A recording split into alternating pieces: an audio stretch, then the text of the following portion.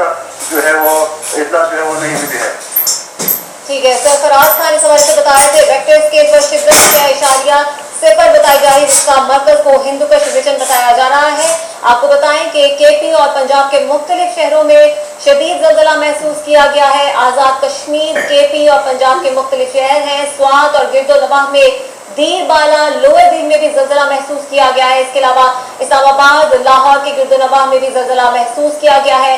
स्वाबी, कोहाट, एबटाबाद, सरगोदा, पिंड दादन खान, मोहम्मद, पिशावर, मर्दान, भलवाल, बटग्राम, खैबर, जमरूद, लंडी कोतल, बाड़ा, तीरा में भी जल्जला महसूस किया गया है। दीरबाला में भी जल्जले के झटके महसूस किए गए। इस्लामाबाद और गिरदोनवाह में जल्जला महसूस किया गया। लाहौर और गिरदोनवाह में भी जल्जला महसूस किया गया। आपसे कुछ देर कबल शांगला से हमारे नुमाइंदे सरफराज खान जब हमारे साथ मौजूद थे तो उनका बताना यह था कि 6 इसकी शिद्दत महसूस की गई रेक्टर स्केल पर और 213 किलोमीटर इसकी गहराई थी।